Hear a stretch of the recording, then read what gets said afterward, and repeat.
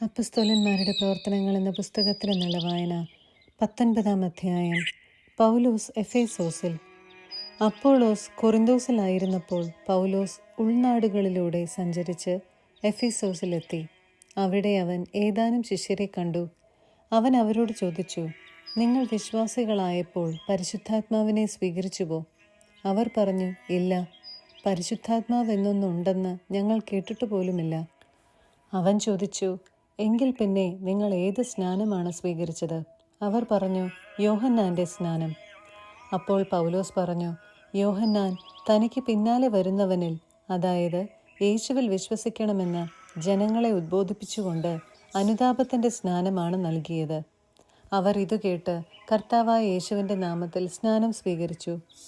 പൗലോസ് അവരുടെ മേൽ കൈകൾ വെച്ചപ്പോൾ പരിശുദ്ധാത്മാവ് അവരുടെ മേൽ വന്നു. അവർ അന്യഭാഷകളിൽ സംസാരിക്കുകയും പ്രവചിക്കുകയും ചെയ്തു. അവർ ഏകദേശം 12 പേരുണ്ടായിരുന്നു. അവൻ സിനഗോഗിൽ പ്രവേശിച്ച് ധൈര്യപൂർവം ദൈവരാജ്യത്തെക്കുറിച്ച് 3 മാസം പ്രസംഗിക്കുകയും വാദപ്രതിവാദത്തിൽ ഏർപ്പെടുകയും ചെയ്തു. എന്നാൽ ദുർവാശിക്കാരായ ചിലർ വിശ്വസിക്കാൻ വിസമ്മതിക്കുകയും സമൂഹത്തിൻ്റെ മുൻപിൽ ക്രിസ്തുമാർഗത്തെ ദുഷിക്കുകയും ചെയ്തു. അതിനാൽ അവൻ അവരെ വിട്ട് ശിഷ്യരെയും കൂട്ടി ടിറാനോസിൻ്റെ പ്രസംഗശാലയിൽ പോയി എല്ലാ ദിവസവും വിവാദത്തിൽ ഏർപ്പെട്ടു പോന്നു. ഇത് 2 വർഷത്തേക്ക് തുടർന്നു. തന്മൂലം ഏഷ്യയിൽ വസിച്ചിരുന്ന എല്ലാവരും, യഹൂദരും ഗ്രീക്കുകാരും, കർത്താവിൻ്റെ വചനം കേട്ടു. സ്കേവായുടെ പുത്രന്മാർ. പൗലോസിൻ്റെ കരങ്ങൾ വഴി ദൈവം അസാധാരണമായ അത്ഭുതങ്ങൾ പ്രവർത്തിച്ചു കൊണ്ടിരുന്നു. അവൻ്റെ ശരീരസ്പർശമേറ്റ തൂവാലകളും അംഗവസ്ത്രങ്ങളും അവർ രോഗികളുടെ അടുത്ത് കൊണ്ടുവന്നു. അപ്പോൾ രോഗം അവരെ വിട്ടുമാറുകയും അശുദ്ധാത്മാക്കൾ അവരിൽ നിന്ന് പുറത്തു വരികയും ചെയ്തിരുന്നു. പിശാചുബാധ ഒഴിപ്പിച്ചിരുന്ന ചില യഹൂദർ, പൗലോസ് പ്രസംഗിക്കുന്ന യേശുവിൻ്റെ നാമത്തിൽ നിന്നോട് ഞാൻ കൽപ്പിക്കുന്നു എന്ന് പറഞ്ഞുകൊണ്ട് അശുദ്ധാത്മാക്കളുടെ മേൽ കർത്താവായ യേശുവിൻ്റെ നാമം പ്രയോഗിച്ചു നോക്കി. യഹൂദരുടെ ഒരു പ്രധാന പുരോഹിതനായ സ്കേവായുടെ 7 പുത്രന്മാരും ഇങ്ങനെ ചെയ്തുകൊണ്ടിരുന്നു. എന്നാൽ അശുദ്ധാത്മാവ് അവരോട് ഇപ്രകാരം മറുപടി പറഞ്ഞു, യേശുവിനെ എനിക്കറിയാം, പൗലോസിനെയും അറിയാം, എന്നാൽ നിങ്ങളാരാണ്? അശുദ്ധാത്മാവ് ആവസിച്ചിരുന്ന മനുഷ്യൻ അവരുടെ മേൽ ചാടി വീണ് അവരെ ആക്രമിച്ച് കീഴ്പ്പെടുത്തി. അവർ മുറിവേറ്റ് നഗ്നരായി ആ വീട്ടിൽ നിന്ന് ഓടിപ്പോയി. എഫേസോസിൽ വസിച്ചിരുന്ന യഹൂദരും ഗ്രീക്കുകാരുമായ എല്ലാവരും ഈ വിവരമറിഞ്ഞ് ഭയപ്പെട്ടു.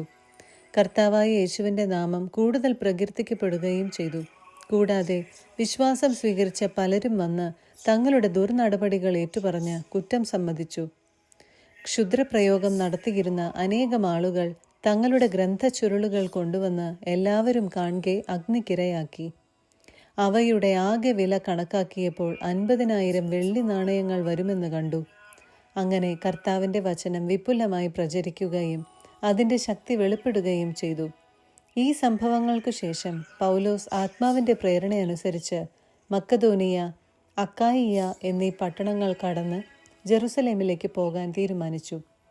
അവിടെ എത്തിയതിനു ശേഷം തനിക്ക് റോമായും സന്ദർശിക്കണം എന്ന് അവൻ പറഞ്ഞിരുന്നു. അവൻ തൻ്റെ സഹായികളിൽ 2 പേരായ തിമോത്തയോസിനെയും എറാസ്തൂസിനെയും മക്കദോനിയയിലേക്ക് അയച്ചിട്ട് കുറേ നാൾ ഏഷ്യയിൽ താമസിച്ചു. വെള്ളിപ്പണിക്കാരുടെ ലഹള.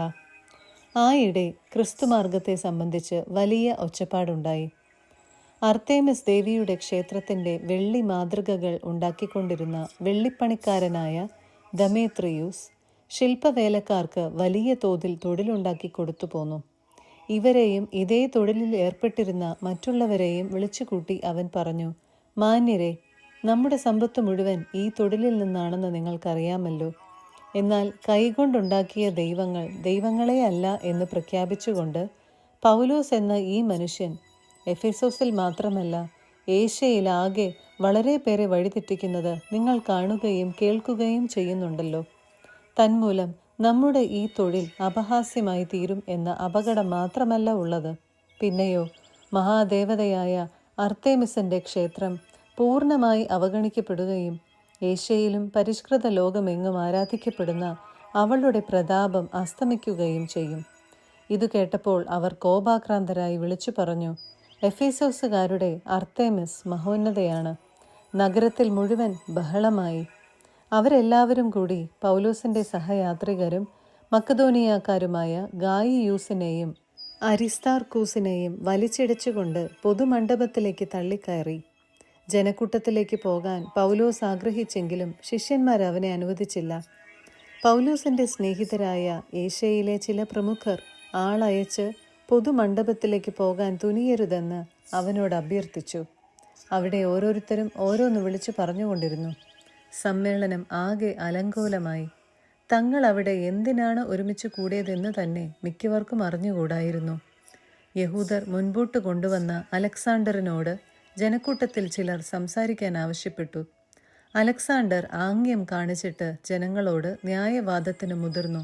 എന്നാൽ അവൻ യഹൂദനാണെന്ന് മനസ്സിലാക്കിയപ്പോൾ അവരെല്ലാവരും ഒരേ ശബ്ദത്തിൽ എഫേസോസുകാരുടെ അർത്തേമിസ് മഹോന്നതയാണ് എന്ന് ആർത്തുവിളിച്ചു. 2 മണിക്കൂറോളം ഇത് തുടർന്നു. നഗരാധികാരി ജനക്കൂട്ടത്തെ ശാന്തമാക്കിയതിനു ശേഷം പറഞ്ഞു, എഫേസോസുകാരെ, എഫേസോസ് നഗരി മഹാദേവതയായ അർത്തേമിസിൻ്റെയും അവളുടെ ആകാശത്തു നിന്ന് വീണ പ്രതിമയുടെയും ക്ഷേത്രത്തിൻ്റെ പാലികയാണെന്ന് ആർക്കാണ് അറിഞ്ഞുകൂടാത്തത്? ഈ വസ്തുതകൾ അനിഷേധ്യങ്ങളാകയാൽ നിങ്ങൾ ശാന്തരായിരിക്കണം. അതിക്രമമൊന്നും പ്രവർത്തിക്കരുത്. എന്തെന്നാൽ നിങ്ങൾ കൊണ്ടുവന്നിരിക്കുന്ന ഈ മനുഷ്യർ ദേവാലയം അശുദ്ധമാക്കിയിട്ടില്ല, നമ്മുടെ ദേവിയെ ദുഷിച്ചിട്ടുമില്ല. അതിനാൽ ദമേത്രിയോസിനോ അവൻ്റെ കൂടെയുള്ള ശില്പികൾക്കോ ഇവരിൽ ആരുടെയെങ്കിലും പേരിൽ പരാതിയുണ്ടെങ്കിൽ അവർക്ക് ന്യായാസനമുണ്ട്, ഉപസ്ഥാനപതികളുണ്ട്. അവർ അവിടെ പരാതികൾ സമർപ്പിക്കട്ടെ. അതല്ല ഇനി മറ്റെന്തെങ്കിലുമാണ് നിങ്ങൾ ആവശ്യപ്പെടുന്നതെങ്കിൽ നിയമാനുസൃതമായ സംഘത്തിൽ വെച്ച് അതിന് തീരുമാനമുണ്ടാക്കാം. ഇന്നത്തെ ഈ ബഹളത്തെ ന്യായീകരിക്കുവാൻ നമുക്ക് കാരണമൊന്നും പറയാനില്ല. അതിനാൽ കലാപമുണ്ടാക്കിയെന്ന് നമ്മുടെ മേൽ ആരോപിക്കുക എന്ന അപകടവുമുണ്ട്. ഇത് പറഞ്ഞ് അവൻ ജനക്കൂട്ടത്തെ പിരിച്ചുവിട്ടു. 20-ാം അധ്യായം. ഗ്രീസിലേക്ക്. ബഹളം ശമിച്ചപ്പോൾ പൗലോസ് ശിഷ്യരെ വിളിച്ചുകൂട്ടി ഉപദേശിച്ചതിനു ശേഷം യാത്ര പറഞ്ഞ് മക്കദോനിയായിലേക്ക് പോയി. ആ പ്രദേശങ്ങളിലൂടെ യാത്ര ചെയ്ത് ആളുകളെ ഉപദേശങ്ങൾ വഴി ധൈര്യപ്പെടുത്തിയിട്ട് ഗ്രീസിലെത്തി. അവിടെ അവൻ 3 മാസം ചെലവഴിച്ചു. സിറിയായിലേക്ക് കപ്പൽ കയറാൻ തയ്യാറായിരിക്കുമ്പോൾ യഹൂദന്മാർ അവനെതിരായി ഗൂഢാലോചന നടത്തി.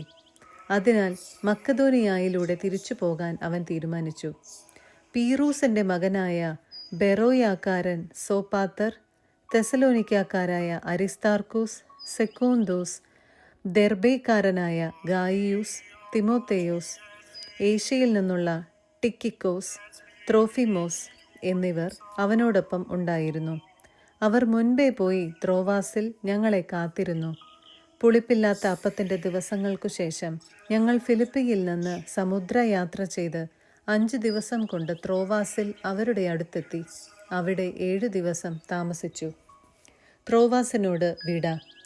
ആഴ്ചയുടെ ആദ്യ ദിവസം അപ്പം മുറിക്കാൻ ഞങ്ങൾ ഒരുമിച്ചുകൂടി. അടുത്ത ദിവസം യാത്ര പുറപ്പെടേണ്ടിയിരുന്നതുകൊണ്ട് പൗലോസ് അവരോട് പ്രസംഗിച്ചു. അർദ്ധരാത്രി വരെ പ്രസംഗം ദീർഘിച്ചു. ഞങ്ങൾ സമ്മേളിച്ചിരുന്ന മുകളിലത്തെ നിലയിൽ അനേകം വിളക്കുകൾ കത്തിക്കൊണ്ടിരുന്നു. എവുത്തിക്കോസ് എന്നു പേരുള്ള ഒരു യുവാവ് ജനൽപ്പടിയിൽ ഇരിക്കുകയായിരുന്നു. പൗലോസിൻ്റെ പ്രസംഗം ദീർഘിച്ചതിനാൽ അവൻ ഗാഠനിദ്രയിലാണ്ടു. നിദ്രാധീനനായ അവൻ 3-ാം നിലയിൽ നിന്ന് താഴെ വീണു.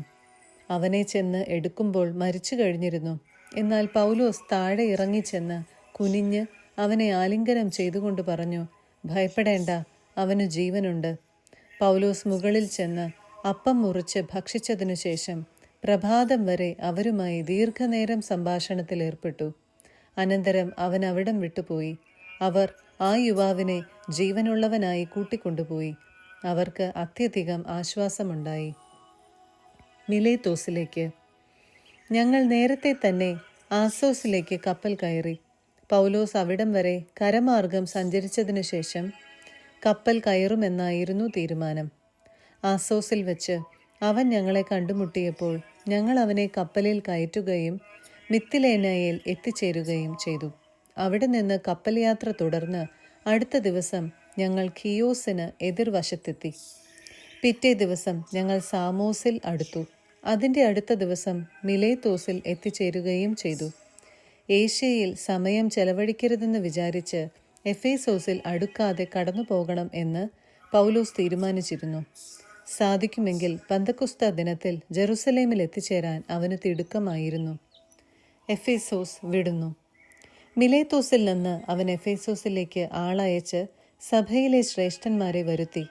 അവർ വന്നപ്പോൾ അവൻ പറഞ്ഞു, ഞാൻ ഏഷ്യയിൽ കാലുകുത്തിയ ദിവസം മുതൽ എല്ലാ സമയവും നിങ്ങളുടെ മധ്യത്തിൽ എങ്ങനെ ജീവിച്ചുവെന്ന് നിങ്ങൾക്കെല്ലാവർക്കും അറിയാമല്ലോ. പൂർണ്ണ വിനയത്തോടും കണ്ണുനീരോടും യഹൂദന്മാരുടെ ഗൂഢാലോചനയാൽ എനിക്കുണ്ടായ പരീക്ഷണങ്ങളോടുകൂടി ഞാൻ കർത്താവിന് ശുശ്രൂഷ ചെയ്തു.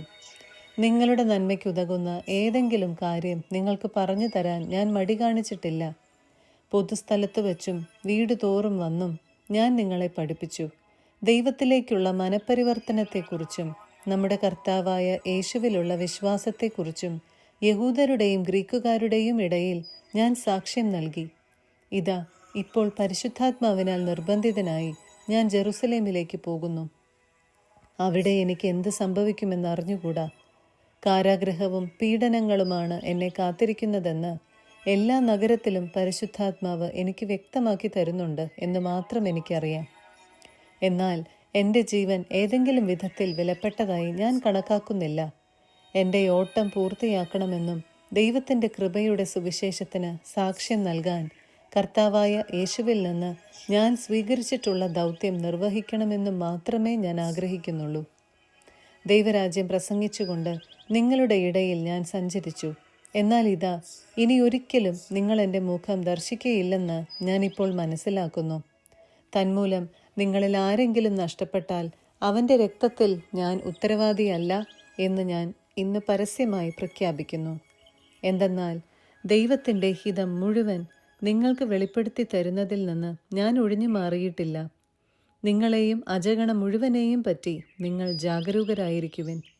കർത്താവ് സ്വന്തം രക്തത്താൽ നേടിയെടുത്ത ദൈവത്തിൻ്റെ സഭയെ പരിപാലിക്കാൻ പരിശുദ്ധാത്മാവ് നിയോഗിച്ചിരിക്കുന്ന അജപാലകരാണ് നിങ്ങൾ. എൻ്റെ വേർപാടിനു ശേഷം ക്രൂരരായ ചെന്നായ്ക്കൾ നിങ്ങളുടെ മധ്യേ വരുമെന്നും അവ അജഗണത്തെ വെറുതെ വിടുകയില്ലെന്നും എനിക്കറിയാം. ശിഷ്യരെ ആകർഷിച്ച് തങ്ങളുടെ പിന്നാലെ കൊണ്ടുപോകാൻ വേണ്ടി സത്യത്തെ വളച്ചൊടിച്ച് പ്രസംഗിക്കുന്നവർ നിങ്ങളുടെ ഇടയിൽ തന്നെ ഉണ്ടാകും. അതിനാൽ നിങ്ങൾ ജാഗ്രതയുള്ളവരായിരിക്കുവിൻ. 3 വർഷം രാപ്പകൽ കണ്ണുനീരോടുകൂടെ നിങ്ങൾ ഓരോരുത്തരെയും ഉപദേശിക്കുന്നതിൽ നിന്ന് ഞാൻ വിരമിച്ചിട്ടില്ല എന്ന് അനുസ്മരിക്കുവിൻ. നിങ്ങളെ ഞാൻ കർത്താവിനും അവിടുത്തെ കൃപയുടെ വചനത്തിനും ഭരമേൽപ്പിക്കുന്നു. നിങ്ങൾക്ക് ഉത്കർഷം വരുത്തുന്നതിനും സകല വിശുദ്ധരുടെയും ഇടയിൽ അവകാശം തരുന്നതിനും ഈ വചനത്തിന് കഴിയും. ഞാൻ ആരുടെയും വെള്ളിയോ സ്വർണമോ വസ്ത്രങ്ങളോ മോഹിച്ചിട്ടില്ല. എൻ്റെയും എന്നോടുകൂടെ ഉണ്ടായിരുന്നവരുടെയും ആവശ്യങ്ങൾ നിർവഹിക്കാൻ എൻ്റെ ഈ കൈകൾ തന്നെയാണ് അധ്വാനിച്ചിട്ടുള്ളതെന്ന് നിങ്ങൾക്കറിയാം. ഇങ്ങനെ അധ്വാനിച്ചുകൊണ്ട് ബലഹീനരെ സഹായിക്കണമെന്ന് കാണിക്കാൻ എല്ലാ കാര്യങ്ങളിലും നിങ്ങൾക്ക് ഞാൻ മാതൃക നൽകിയിട്ടുണ്ട്.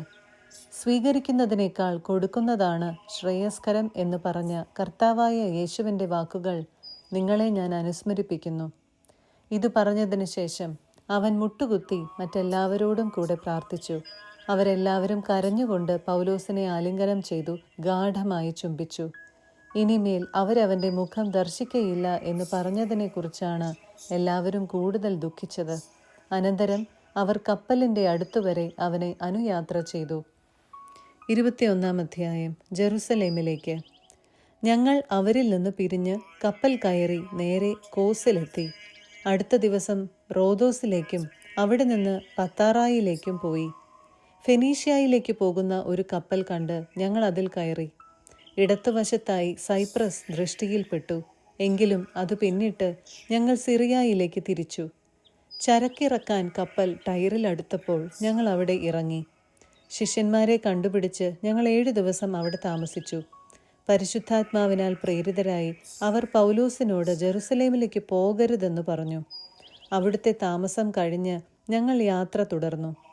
സ്ത്രീകളും കുട്ടികളും ഉൾപ്പെടെ അവരെല്ലാവരും നഗരത്തിന് വെളിയിൽ വരെ ഞങ്ങളെ അനുയാത്ര ചെയ്തു. സമുദ്രതീരത്ത് മുട്ടുകുത്തി ഞങ്ങൾ പ്രാർത്ഥിക്കുകയും വിടവാങ്ങുകയും ചെയ്തു. പിന്നെ ഞങ്ങൾ കപ്പലിൽ കയറി അവർ വീടുകളിലേക്ക് മടങ്ങി. ടൈറിൽ നിന്നുള്ള യാത്രയുടെ അവസാനത്തിൽ ഞങ്ങൾ ടൊളേമായിസിൽ എത്തിച്ചേർന്നു. അവിടെ സഹോദരരെ അഭിവാദനം ചെയ്യുകയും അവരുടെ കൂടെ ഒരു ദിവസം താമസിക്കുകയും ചെയ്തു. അടുത്ത ദിവസം ഞങ്ങൾ അവിടെ നിന്ന് പുറപ്പെട്ട് കേസറിയായിലെത്തി. 7 പേരിൽ ഒരുവനും സുവിശേഷ പ്രസംഗകനുമായ പീലിപ്പോസിന്റെ വീട്ടിൽ ചെന്ന് അവന്റെ കൂടെ താമസിച്ചു. കന്യകമാരും പ്രവചനവരം ലഭിച്ചവരുമായ 4 പുത്രിമാർ അവനുണ്ടായിരുന്നു. കുറേ ദിവസം കഴിഞ്ഞപ്പോൾ അഗാബോസ് എന്നു പേരുള്ള ഒരു പ്രവാചകൻ യൂദയായിൽ നിന്ന് അവിടെ എത്തി. അവൻ ഞങ്ങളുടെ അടുത്ത് വന്ന് പൗലോസിന്റെ അരപ്പട്ട എടുത്ത് അതുകൊണ്ട് സ്വന്തം കൈകാലുകൾ ബന്ധിച്ചിട്ട് ഇപ്രകാരം പ്രസ്താവിച്ചു: പരിശുദ്ധാത്മാവ് അരുളി ചെയ്യുന്നു, ജെറുസലേമിൽ വെച്ച് യഹൂദന്മാർ ഈ അരപ്പട്ടയുടെ ഉടമസ്ഥനെ ഇതുപോലെ ബന്ധിക്കുകയും വിജാതിയർ കേൾപ്പിച്ചു കൊടുക്കുകയും ചെയ്യും. ഇത് കേട്ടപ്പോൾ ഞങ്ങളും അവിടെയുണ്ടായിരുന്ന ജനങ്ങളും പൗലോസിനോട് ജെറുസലേമിലേക്ക് പോകരുതെന്ന് അഭ്യർത്ഥിച്ചു. അപ്പോൾ അവൻ പറഞ്ഞു, നിങ്ങൾ എന്താണ് ഈ ചെയ്യുന്നത്? നിലവിളിച്ചുകൊണ്ട് എൻ്റെ ഹൃദയത്തെ ദുർബലമാക്കുകയാണോ? ജെറുസലേമിൽ വെച്ച് കർത്താവായ യേശുവിൻ്റെ നാമത്തെ പ്രതി ബന്ധനം മാത്രമല്ല, മരണം പോലും സ്വീകരിക്കാൻ ഞാൻ തയ്യാറാണ്. അവനെ സമ്മതിപ്പിക്കാൻ കഴിയാതെ വന്നപ്പോൾ കർത്താവിൻ്റെ ഹിതം നിറവേറട്ടെ എന്ന് പറഞ്ഞുകൊണ്ട് ഞങ്ങൾ പിന്മാറി. ആ ദിവസങ്ങൾക്ക് ശേഷം ഞങ്ങൾ യാത്രയൊരുങ്ങി ജെറുസലേമിലേക്ക് പുറപ്പെട്ടു. കേസറിയായിൽ നിന്നുള്ള ചില ശിഷ്യരും ഞങ്ങളോടൊപ്പം വന്നു. ആദ്യകാല ശിഷ്യരിൽ ഒരുവനായ സൈപ്രസുകാരൻ നാസോന്റെ വീട്ടിലാണ് ഞങ്ങൾക്ക് താമസിക്കേണ്ടിയിരുന്നത്. അതിനാൽ അവനെയും അവർ കൂട്ടത്തിൽ കൊണ്ടുപോന്നിരുന്നു. ജെറുസലേമിലെ തീരുമാനം. ഞങ്ങൾ ജെറുസലേമിലെത്തിയപ്പോൾ സഹോദരർ സന്തോഷപൂർവ്വം ഞങ്ങളെ സ്വീകരിച്ചു. അടുത്ത ദിവസം പൗലോസ് ഞങ്ങളോടൊത്ത് യാക്കോബിൻ്റെ അടുക്കലേക്ക് പോയി. ശ്രേഷ്ഠന്മാരെല്ലാവരും അവിടെ വന്നുകൂടി. അവരെ അഭിവാദനം ചെയ്തതിനു ശേഷം പൗലോസ് തൻ്റെ ശുശ്രൂഷ വഴി വിജാതീയരുടെ ഇടയിൽ ദൈവം ചെയ്ത കാര്യങ്ങൾ ഓരോന്നായി വിശദീകരിച്ചു. അവരത് കേട്ട് ദൈവത്തെ സ്തുതിച്ചു. അവരവനോട് പറഞ്ഞു, സഹോദരാ, വിശ്വാസം സ്വീകരിച്ചവരിൽ എത്രയായിരം യഹൂദരുണ്ടെന്ന് നോക്കൂ. അവരെല്ലാം നിയമം പാലിക്കുന്നതിൽ വലിയ നിഷ്ഠയുള്ളവരുമാണ്. എന്നാൽ ശിശുക്കളെ പരിച്ഛേദനം ചെയ്യുകയോ പരമ്പരാഗതമായ ആചാരങ്ങൾ അനുഷ്ഠിക്കുകയോ വേണ്ട എന്ന് പറഞ്ഞുകൊണ്ട് മോശയെ അവഗണിക്കാൻ വിജാതീയരുടെ ഇടയിലുള്ള യഹൂദരെ നീ പഠിപ്പിക്കുന്നുവെന്ന് അവർ കേട്ടിരിക്കുന്നു. നീ വന്നിട്ടുണ്ടെന്ന് അവർ തീർച്ചയായും അറിയും. എന്താണ് ഇനി ചെയ്യേണ്ടത്? അതിനാൽ ഞങ്ങൾ പറയുന്നത് പോലെ നീ പ്രവർത്തിക്കുക. വ്രതമെടുത്ത 4 പേർ ഞങ്ങളുടെ കൂടെയുണ്ട്. അവരോടൊപ്പം പോയി നീയും നിന്നെ തന്നെ ശുദ്ധീകരിക്കുക. അവരുടെ ശിരോമുണ്ഡനത്തിനുള്ള ചെലവും നീ വഹിക്കുക. അങ്ങനെ നീ തന്നെ നിയമമനുസരിച്ച് ജീവിക്കുന്നുവെന്നും നിന്നെക്കുറിച്ച് അവർ കേട്ടിരിക്കുന്ന വാർത്തയിൽ കഴമ്പില്ലെന്നും സകലരും അറിഞ്ഞുകൊള്ളും. എന്നാൽ വിശ്വാസം സ്വീകരിച്ച വിജാതീയരെ സംബന്ധിച്ചിടത്തോളം ഞങ്ങളൊരു എഴുത്തയച്ചിട്ടുണ്ട്. വിഗ്രഹങ്ങൾക്ക് അർപ്പിച്ച വസ്തുക്കൾ, രക്തം, കഴുത്തു ഞെരിച്ച് കൊല്ലപ്പെട്ടവ, വ്യഭിചാരം എന്നിവയിൽ നിന്ന് അവരകന്നിരിക്കണമെന്ന ഞങ്ങളുടെ തീരുമാനവും അതുവഴി അറിയിച്ചിട്ടുണ്ട്. പൗലോസ് അവരെ കൂട്ടിക്കൊണ്ടുപോയി അടുത്ത ദിവസം തന്നെ അവരോടൊപ്പം ശുദ്ധീകരണ കർമ്മം നടത്തി. അവരുടെ ശുദ്ധീകരണം പൂർത്തിയാകുന്ന ദിവസവും അവർക്കോരോരുത്തർക്കും വേണ്ടി ബലിയർപ്പിക്കാനുണ്ടെന്ന വിവരവും അറിയിക്കാൻ വേണ്ടി അവൻ ദേവാലയത്തിൽ പോയി. പൗലോസിനെ ബന്ധിക്കുന്നു. 7 ദിവസം തികയാറായപ്പോൾ ഏഷ്യയിൽ നിന്നുള്ള യഹൂദർ അവനെ ദേവാലയത്തിൽ കണ്ടു. അവർ ജനക്കൂട്ടത്തെ ഇളക്കുകയും അവനെ പിടികൂടുകയും ചെയ്തു. അവർ വിളിച്ചു പറഞ്ഞു, ഇസ്രായേൽ ജനമേ, സഹായിക്കുവിൻ. ജനത്തിനും നിയമത്തിനും ഈ സ്ഥലത്തിനുമെതിരായി എല്ലായിടത്തും ആളുകളെ പഠിപ്പിക്കുന്നവൻ ഇവൻ തന്നെ. മാത്രമല്ല, ഇവൻ ഗ്രീക്കുകാരെ ദേവാലയത്തിൽ കൊണ്ടുവന്ന് ഈ പരിശുദ്ധ സ്ഥലം അശുദ്ധമാക്കുകയും ചെയ്തിരിക്കുന്നു. എന്തെന്നാൽ നഗരത്തിൽ വെച്ച് നേരത്തെ അവനോടൊപ്പം എഫേസോസുകാരനായ ത്രോഫിമോസിനെയും അവർ കണ്ടിരുന്നു. പൗലോസ് അവനെയും ദേവാലയത്തിൽ കൊണ്ടുവന്നിരിക്കും എന്നവർ വിചാരിച്ചു. നഗരം മുഴുവൻ പ്രക്ഷുബ്ധമായി. ആളുകൾ ഓടിക്കൂടി. അവർ പൗലോസിനെ പിടിച്ച് ദേവാലയത്തിന് പുറത്തേക്ക് വലിച്ചിടച്ചു കൊണ്ടുവന്നു. ഉടൻ തന്നെ വാതിലുകൾ അടയ്ക്കുകയും ചെയ്തു. അവർ പൗലോസിനെ കൊല്ലാൻ ശ്രമിച്ചുകൊണ്ടിരിക്കുമ്പോൾ ജെറുസലേം മുഴുവൻ ബഹളത്തിലാണെന്ന് സഹസ്രാധിപന് അറിവ് ലഭിച്ചു. അവൻ ഉടൻ തന്നെ ഭടന്മാരെയും ശതാധിപന്മാരെയും കൂട്ടിക്കൊണ്ട് അവരുടെ അടുത്തേക്ക് പാഞ്ഞെത്തി. ഭടന്മാരെയും സഹസ്രാധിപനെയും കണ്ടപ്പോൾ പൗലോസിനെ പ്രഹരിക്കുന്നതിൽ നിന്ന് അവർ വിരമിച്ചു. സഹസ്രാധിപൻ വന്ന് അവനെ പിടിച്ചു. അവനെ 2 ചങ്ങലകൾ കൊണ്ട് ബന്ധിക്കാൻ അവൻ കൽപ്പിച്ചു. അവൻ ആരാണെന്നും എന്തു ചെയ്തുവെന്നും സഹസ്രാധിപൻ അന്വേഷിച്ചു. ആൾക്കൂട്ടത്തിൽ ഓരോരുത്തരും ഓരോന്ന് വിളിച്ചു പറഞ്ഞുകൊണ്ടിരുന്നു. ബഹളം നിമിത്തം വസ്തുത ഗ്രഹിക്കാൻ കഴിയാതെ വന്നപ്പോൾ അവനെ പാളയത്തിലേക്ക് കൊണ്ടുവരാൻ അവൻ കൽപ്പന നൽകി. നടയിലെത്തിയപ്പോഴേക്കും ജനക്കൂട്ടത്തിന്റെ കയ്യേറ്റം നിമിത്തം പടയാളികൾ അവനെ എടുത്തുകൊണ്ടു പോവുകയാണ് ചെയ്തത്. അവനെ കൊല്ലുക എന്ന് വിളിച്ചു പറഞ്ഞുകൊണ്ട് ജനക്കൂട്ടം പിറകെ ഓടി. സഹസ്രാധിപന്റെ മുൻപിൽ പാളയത്തിലെത്താറായപ്പോൾ പൗലോസ് സഹസ്രാധിപനോട് പറഞ്ഞു, ഞാനൊരു കാര്യം പറഞ്ഞുകൊള്ളട്ടെ. അവൻ ചോദിച്ചു, നിനക്ക് ഗ്രീക്ക് ഭാഷ അറിയാം അല്ലേ? അപ്പോൾ അടുത്ത കാലത്ത് കലാപമുണ്ടാക്കുകയും 4000 ഭീകരപ്രവർത്തകരെ മരുഭൂമിയിലേക്ക് നയിക്കുകയും ചെയ്ത ഈജിപ്തുകാരനല്ലേ നീ? പൗലോസ് പറഞ്ഞു, കിലിക്കിയായിലെ താർസോസിൽ നിന്നുള്ള ഒരു യഹൂദനാണ് ഞാൻ, അപ്രധാനമല്ലാത്ത ഒരു നഗരത്തിലെ പൗരൻ. ജനത്തോട് സംസാരിക്കാൻ എന്നെ അനുവദിക്കണമെന്ന് ഞാൻ അപേക്ഷിക്കുന്നു. അനുവാദം കിട്ടിയപ്പോൾ പൗലോസ് നടയിൽ നിന്നുകൊണ്ട് ജനത്തോട് ആംഗ്യം കാണിച്ചു. അവർ പൂർണ്ണ നിശബ്ദരായി. ഹെബ്രായ ഭാഷയിൽ അവൻ പ്രസംഗം ആരംഭിച്ചു.